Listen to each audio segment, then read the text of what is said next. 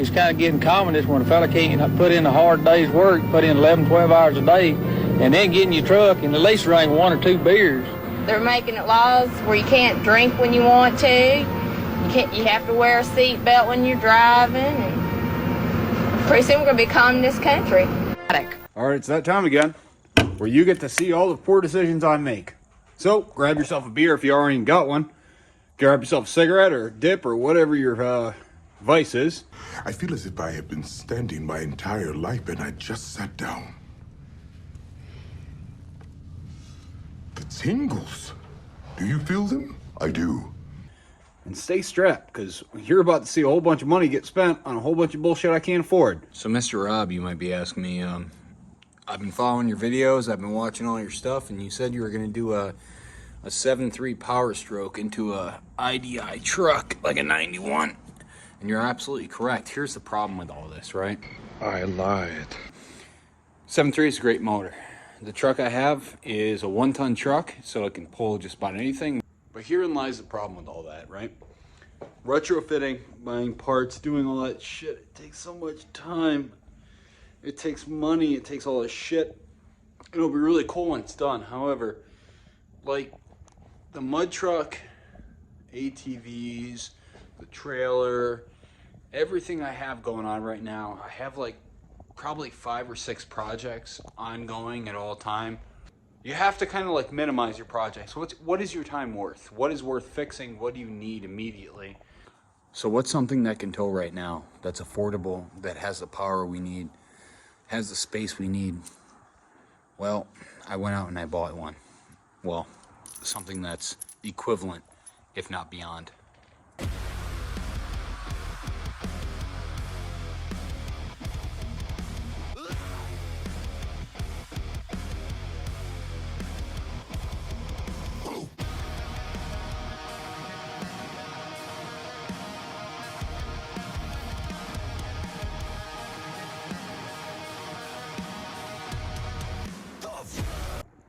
Well, I picked her up for a song and a dance from New York State. She's got a little rust on the body. Rocker panels are pretty much gone. We can repair all that shit, but the frame and the engine are absolute gems. The Allison 1000 transmission that's in it right now has about 400 miles on it on a rebuild from a reputable shop that we all know, like me and people I know, but you don't know them. Did I not clearly explain the circle of trust to you? The engine's great. It checks out really good. It's got a nice CP2 tuner, so you can monitor all the levels. Yeah!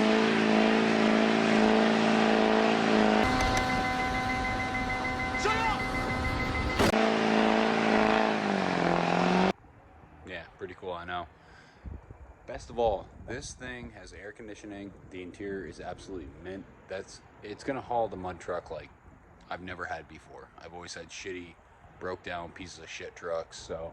Now this is a little different than most transmissions. First stop drive doesn't work, but third does. Neutral is park, reverse is second. If you want to use reverse, put it in drive. You got it? Yeah, I got it. And the accelerator sticks too, so be careful. But don't be afraid of it. You got to give it to her or it's going to stall. You can do this, Ricky. This is gonna be like an addition to the family. So, we're gonna keep that girl around for a little while, even though she's had a few hot suppers.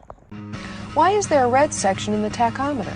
Well, that's to tell you that your engine speed is too high. You avoid that. Hey, you know we heat up the truck in cold weather.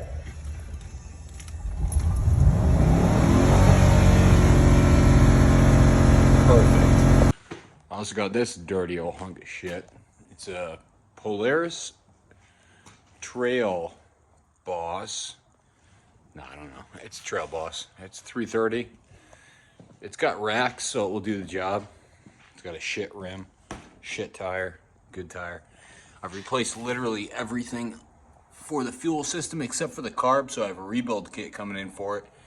Because she runs on choke, but she doesn't like being fucking all that happy when you take her off choke. Alright, well she's all together now. She runs absolutely tits out of 10. The only thing I got to do right now is just find a seat for this goddamn thing. They're on eBay, but Christ almighty, for the saddle that goes on the bottom, not even the foam, not even the fucking cover, but just the saddle, they want like 149 bucks for it. So that's a little high, but yeah, she runs good now. So I'm looking forward to bringing this one to the bogs as well. You might ask, man, why do you keep buying shit ATVs? Well, you invite people to the mud bogs.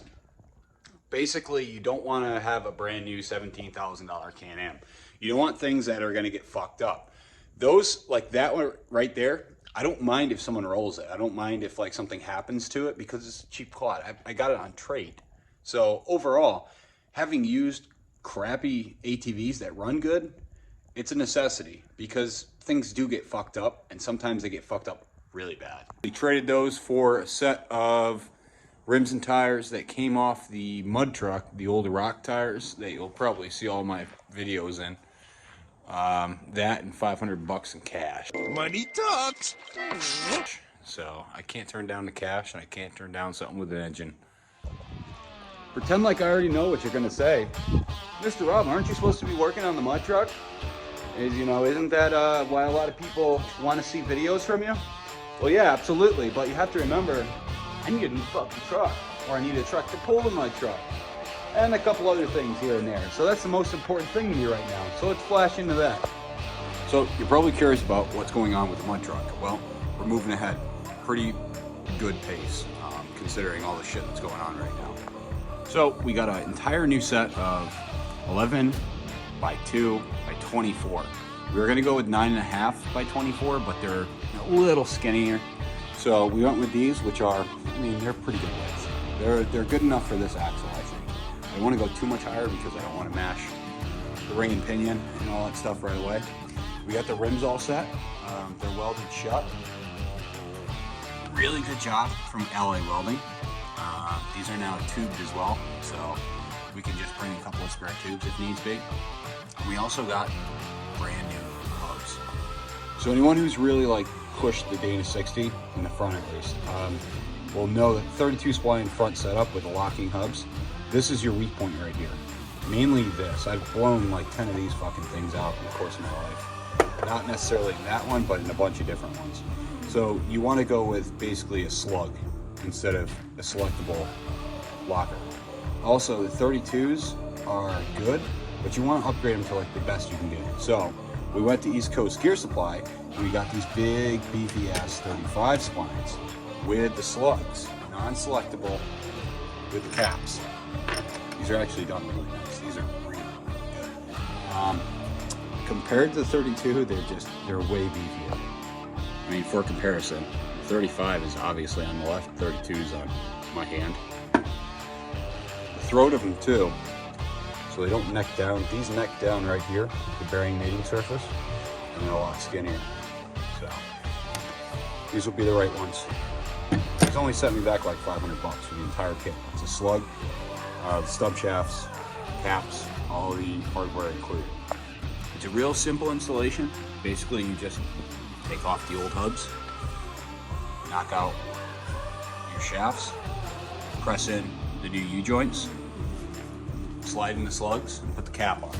Actually, here, I'll do an assembly video and fast forward so we don't waste too much time. Here.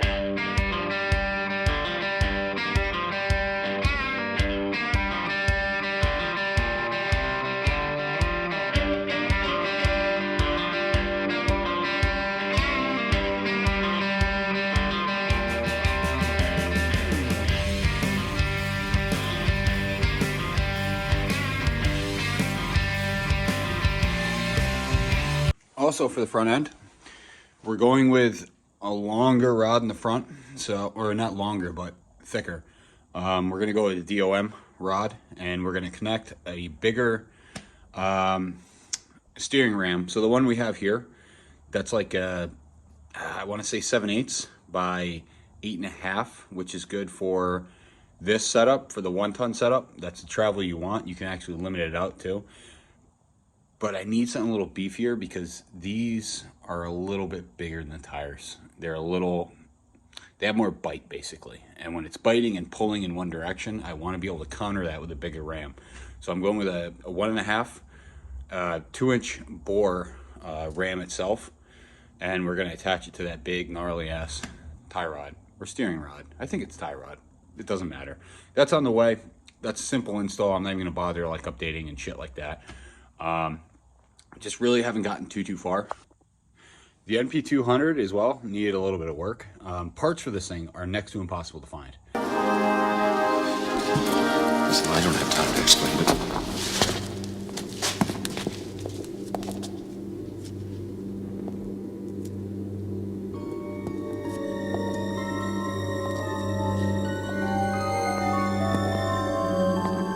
Like, you have to go on eBay. You can buy an entire one off of like eBay or find one. They want like $1,000 for them because they're very hard to come by. But this thing, like the parts I do need, which this is the bottom half of it. This is the input side, which will actually go into the transmission basically.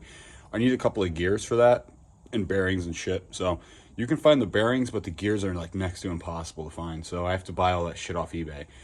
We got 6-inch lift K5 springs. The K5 springs are basically the same width.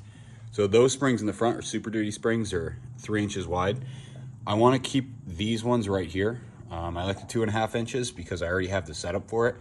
But we're going to drop it down 6 inches and weld the blocks into it. And we're going to do an anti-rotation bar. So there's our counter bar. And then we're going to just basically do like a track bar right here so it doesn't kick the blocks out when it accelerates too hard. So in theory, what it really comes down to is just plumbing the coolant system, because the fuel system, the trans cooler, steering's all set. Last but not least, making drive shafts for this thing, which is probably going to cost a little bit of money. I'm prepared for the front and rear drive shaft. I can do the stub shaft in-house because it doesn't, these things are going to rotate like a motherfucker, but they're not going to rotate like 80 miles an hour. They don't need to be really balanced to perfection. They just have to be evenly split. So there's that. And now that the truck's in the other shop over there, the quads are all set, trailer's good, this is the last piece of the puzzle. Now I can actually start focusing on just getting this out of the door. As you can see, it's well packed. And What do you think of the video? I really like it. How dare you?